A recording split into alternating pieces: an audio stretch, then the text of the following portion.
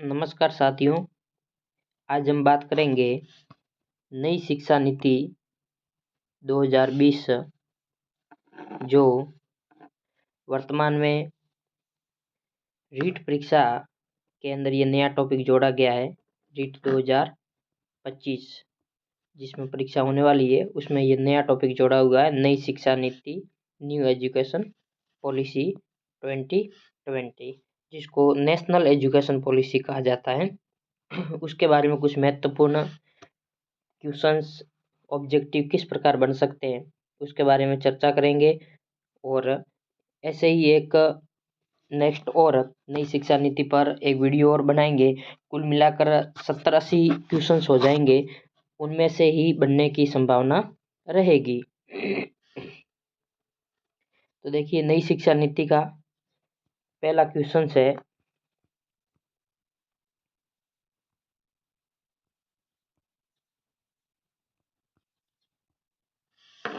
नई शिक्षा नीति 2020 के तहत स्कूली शिक्षा को कितने स्तर पर बांटा गया था। यानी कि पहले ये स्तर था 10+2, तो उसकी जगह जो नया स्तर बनाया गया, नया जो स्कूली शिक्षा में जो स्तर है वो टोटल कितने हैं, तो वो स्तर है अपने 4 स्तर है, जिसमें 5+3+3+4, ये जो कुल है जो 4 स्तर रहेंगे।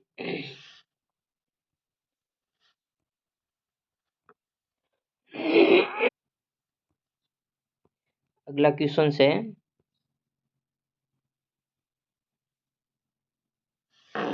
नई शिक्षा नीति 2020 लागू करने वाला भारत का पहला राज्य कौन सा है। यानी कि अभी तक 2 राज्यों के अंदर नई शिक्षा नीति लागू हो चुकी है, जिसमें से पहला राज्य कौन सा है, तो पहला राज्य है अपना कर्नाटक। कौन सा है? कर्नाटक, जिसमें नई शिक्षा नीति 2020 पूर्ण रूप से लागू हो गई है।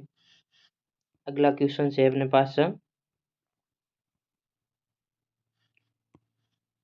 नई शिक्षा नीति 2020 में प्रस्तावित राष्ट्रीय मूल्यांकन केंद्र, यानी कि जो राष्ट्रीय मूल्यांकन केंद्र है को क्या नाम दिया गया है, तो जो राष्ट्रीय मूल्यांकन केंद्र है उसको नाम दिया गया है परख। क्या नाम दिया गया है? परख नाम है जो दिया गया है। अगला क्वेश्चन है, भारत में दूसरी राष्ट्रीय शिक्षा नीति, यानी कि पहली राष्ट्रीय शिक्षा नीति की जो लागू हुई थी वो हुई थी 1968 में, और दूसरी राष्ट्रीय शिक्षा नीति कब लागू हुई या किस वर्ष लागू हुई, तो दूसरी जो राष्ट्रीय शिक्षा नीति थी वो 1986 में लागू हुई थी। कब हुई थी? 1986 में। और 1986 का एक संशोधन था, वो 1992 में किया गया था। कब किया गया था? 1992 में सिर्फ एक संशोधन किया गया था, बाकी शिक्षा नीति वही की वही थी। अगला प्रश्न है अपने पास,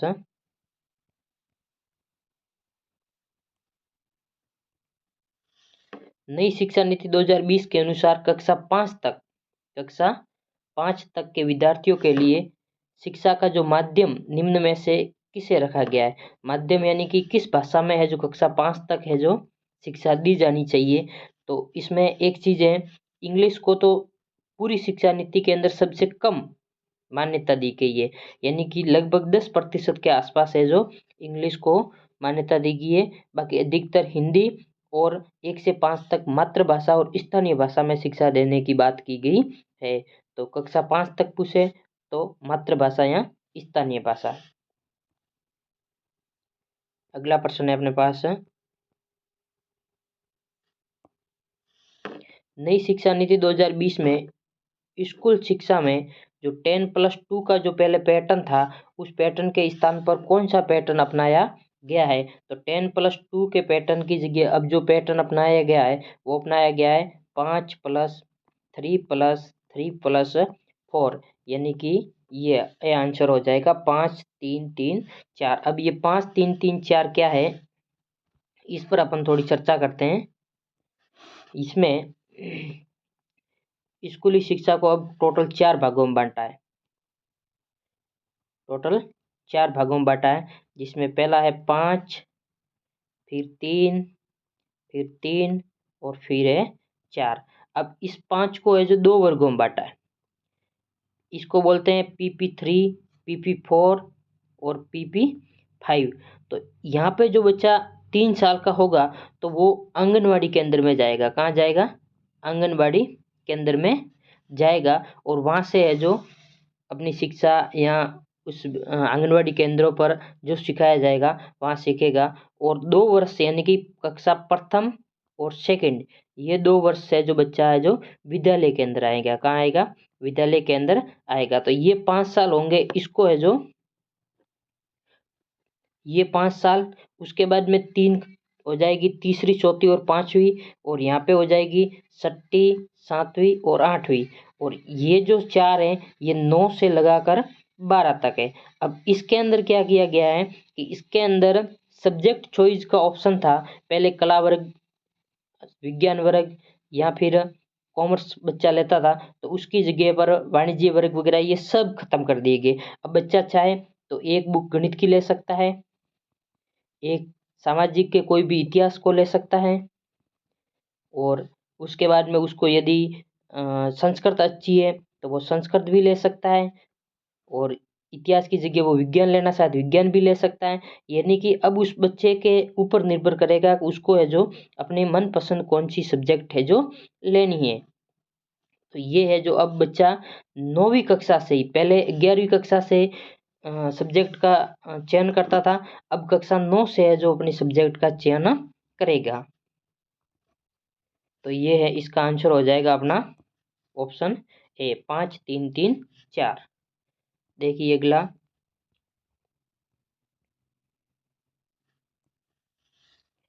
राष्ट्रीय प्रौढ़ शिक्षा संस्थान की स्थापना कब हुई? तो राष्ट्रीय प्रौढ़ शिक्षा संस्थान की स्थापना हुई थी, वो हुई थी 1991 में। कब हुई थी? 1991 में हुई थी। तो ऑप्शन द राइट हो जाएगा।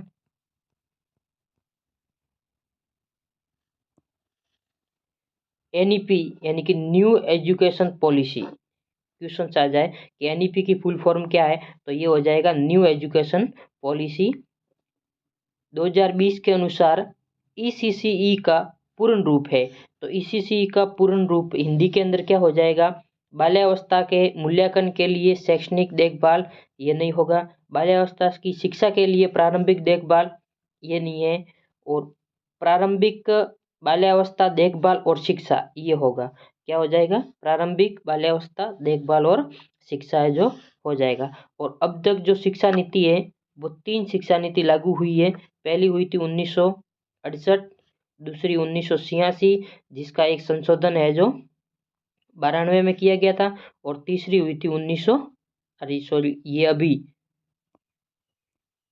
2020 शिक्षा नीति, जिसकी जो रिपोर्ट थी वो 2019 के अंदर प्रस्तुत की गई थी, और उसको पूर्ण रूप से मंजूरी मिली थी 2020 के अंदर मंजूरी मिली थी। अगला प्रश्न है अपने पास में, नई शिक्षा नीति 2020 में किस वर्ष तक नेशनल मिशन के माध्यम से फाउंडेशनल लर्निंग एंड न्यूमेरिस स्किल को बनाए रखने का लक्ष्य रखा गया है? इसके अंदर फाउंडेशनल लर्निंग के अंदर सबसे महत्वपूर्ण जो सब्जेक्ट पर भार दिया गया है वो है गणित, यानी कि विद्यार्थी की गणित सबसे मजबूत होनी चाहिए।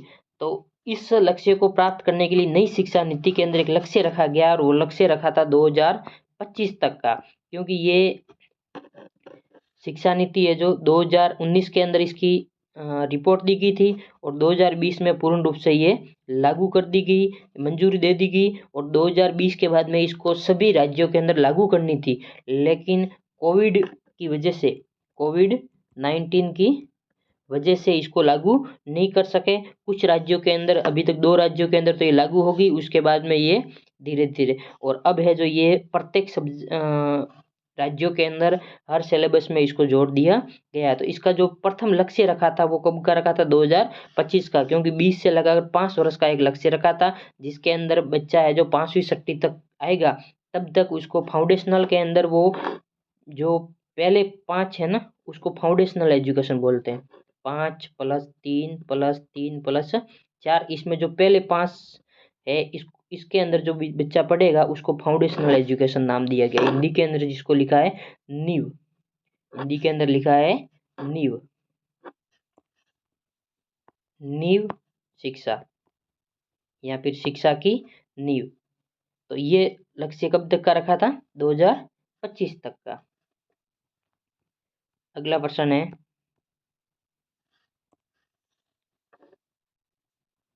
राष्ट्रीय शिक्षा नीति 2020 के तहत 3 वर्ष से 18 वर्ष के बालकों के लिए निम्नलिखित में से कौन सा नया शैक्षणिक और पाठ्य चर्चा पुनर्गठन किया गया? पहले तो यह था 10+2 का, अब उसकी जगह कौन सा कर दिया गया? ये 5-3-3-4, कौन सा कर दिया गया? 5-3-3-4, जिसमें बच्चा 3 वर्ष से लेके 5 वर्ष तक बच्चा जाएगा आंगनवाड़ी केंद्र में, और 6 से लगाकर विद्यालय केंद्र पर आएगा, तो 6 से लगाकर 18 या फिर 19 वर्ष तक, लगभग 18 वर्ष के अंदर उसकी 12वीं क्लियर हो जाती है। तो 3 से 18 तक के लिए ये पैटर्न लागू किया गया है। तो ये जो पैटर्न है, ये शिक्षा के कुल 4 स्तर है, शिक्षा के कुल 4 स्तर है, जिसमें से पहला स्तर और पहले स्तर के 8 भाग है। कितने हैं? 8 भाग है, जिसमें से ये पहला भाग है, ये पहला भाग है। बाकी एक भाग आगे की शिक्षा के लिए, कॉलेजों के लिए, प्रोफेशनल के लिए, ऐसे अलग अलग है जो भाग स्तर है जो बनाए गए हैं, लेकिन अपने रीट और इसमें यही है पहला भाग सिर्फ। अगला क्वेश्चन,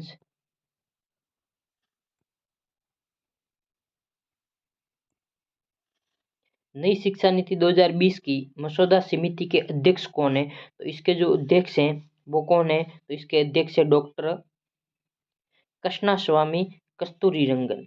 कौन है? डॉक्टर कृष्णास्वामी कस्तूरीरंगन है। इन्होंने यह जो पहले रिपोर्ट दी थी 2019 के अंदर, और 2020 में पूर्ण रूप से लागू करवाया गया।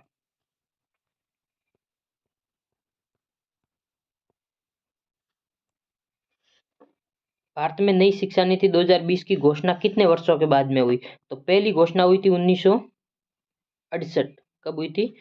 1968 में हुई थी, और दूसरी हुई 1986 में, और तीसरी हुई 2020 में। तो जो नई शिक्षा नीति 2020 है, ये कितने वर्षों, यानी कि इसके बीच का जो डिफरेंस है वो कितना है? तो ये है 34 वर्ष का। कितना का है?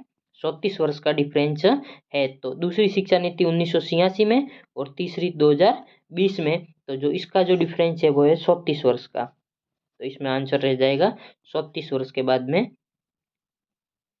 घोषणा की गई।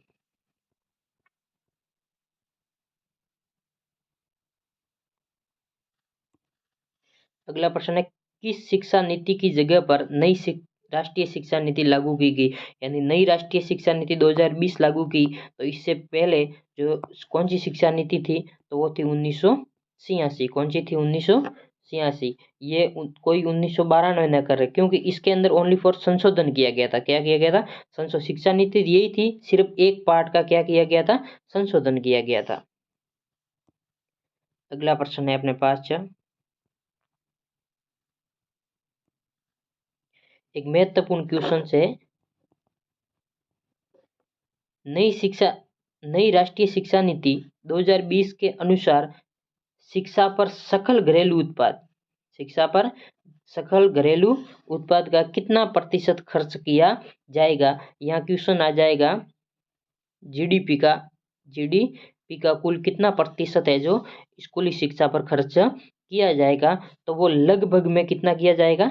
6%। कितने? लगभग में 6% है जो खर्च किया जाएगा। ये नई शिक्षा नीति के अंदर बताया गया है।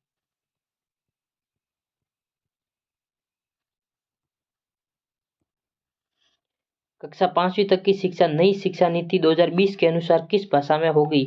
तो ये मातृभाषा या स्थानीय भाषा के अंदर होगी।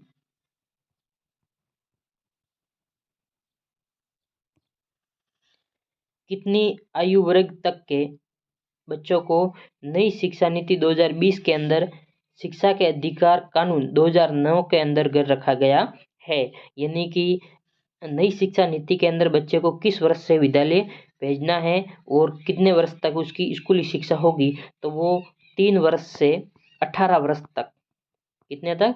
3 वर्ष से 18 वर्ष तक जो शिक्षा का अधिकार का जो कानून है 2009 उसके अंदर रखा है। तो इसका आंसर हो जाएगा 3 वर्ष से 18 वर्ष तक। सबको ये वीडियो पसंद आया होगा। हम इसका सेकंड पार्ट लेके आ रहे हैं।